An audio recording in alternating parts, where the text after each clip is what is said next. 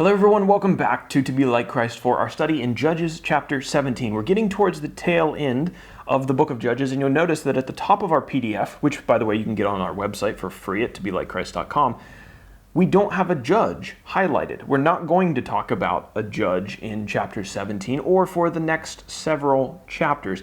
These stories that we're going to read about in chapters 17 through 21 are interesting. In a lot of ways, they're depressing. They tell us of events that happened in Israel that really don't reflect well upon the nation. And I think the reason that they're in here is to try to compound really drive home the idea to the reader that Israel was not where it was supposed to be at this point. You know, they're supposed to be God's people, they're supposed to be following His laws, but their failure to do that really led them into a lot of terrible situations. We're going to read about some of those situations in chapters 17 through 21. But before we do that, let's talk about our dates.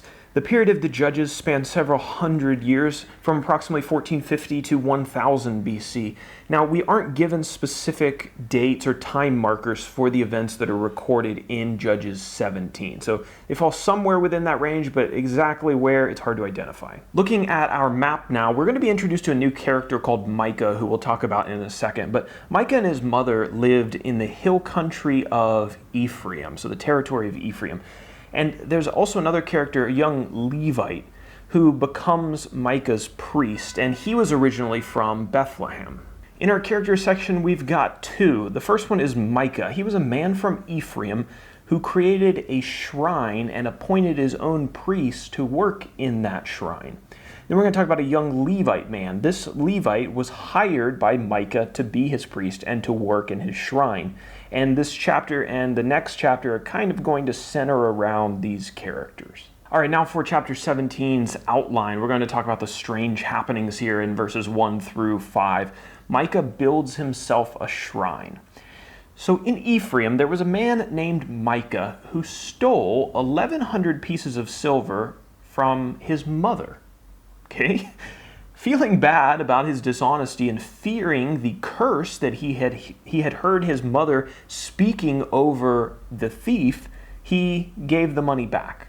Being a good mother, his mother forgave him, and she took 200 pieces of that silver and dedicated it to the creation of a metal image. Now, this metal image is interesting. There's some debate about what exactly it was, but it appears from the text that the metal image was in some way supposed to represent God, the true God of Israel. But of course, creating images, carved, graven images, had been forbidden in the Ten Commandments. And so it seems like this is to show us kind of the ignorance of God's laws amongst His own people. They think they're honoring Him, but they're in the same action breaking one of the Ten Commandments. Micah took this image that had been created and he made a shrine. And in addition to the metal image, inside the shrine, he put an ephod that he made, which was like one of the garments that the priest was supposed to wear in the tabernacle. And then he had other household gods that he put in the shrine. And then he appointed his son to be priest of the shrine. So again, further ignorance of God's law and what God actually wanted. God's place of worship was supposed to be at the tabernacle. That's where the priests were supposed to work. And yet Micah's just kind of doing his own thing over here. Our second section, verses 6 through 13, is entitled, Micah Finds a Levite to be the priest of his new shrine. The text tells us, and I think this speaks to the state of the Israelite nation at this time, verse 6 says, In those days there was no king in Israel. Everyone did what was right in his own eyes. So everyone was just kind of doing their own thing, and that's exactly what we see in this chapter. So there was a young man from the tribe of Levi who left his home in Bethlehem in search of a job. And as he journeyed, he went through the hill country of Ephraim, and he met Micah. And learning that he was a Levite, and knowing that it was the Levites who were ordained by God to be the priests in the actual tabernacle that God had set up, Micah offered this young man a job to come and to be the priest at his shrine.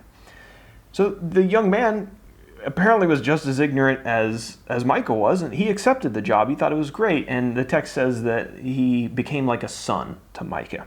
And this is what Micah concluded. He says, quote, Now I know that the Lord will prosper me because I have a Levite as priest. It's just like I don't even know. But you see why I say it seems like his heart wants to honor God, but yet he's ignorant of God's commands and the laws that God had previously established. And so he just is creating his own strange place of worship and establishing his own priests, right? This is one man's situation, but I think this is a microcosm of just the general confusion, religious, spiritual confusion that was permeating Israel. And in going off script there, I kind of stepped all over the application section. So let's go down to the application section. Why is this story in the Bible? Right? It's going to continue on in the next chapter, but I think, as I already mentioned, the application for us and what we're supposed to take away from this is showing us the moral and spiritual state of the nation. It did not take very long at all for the Israelite people to abandon all the commands of Moses and Joshua and ultimately those of God, and to turn into idolatry and to fall into ignorance. And remember how many times in the books of like Deuteronomy, Moses is like, teach these laws to your children so they don't forget the laws and become ignorant of what God wants them to do. Well, guess what's happened? The people have gotten ignorant. They ignorant of God's laws. And so as we read the next couple chapters, just let it inform you as to the state of the nation. And this is important because it's going to carry forward into the upcoming books of the Bible. And as we read about Israel's story through time, leading up to the New Testament and to the Messiah, and all this plays in. So what we're supposed to take away from this is that Israel at this point in history is not what they need to be. And spoiler alert, but they're not really going to course correct a whole lot by the end of the Old Testament.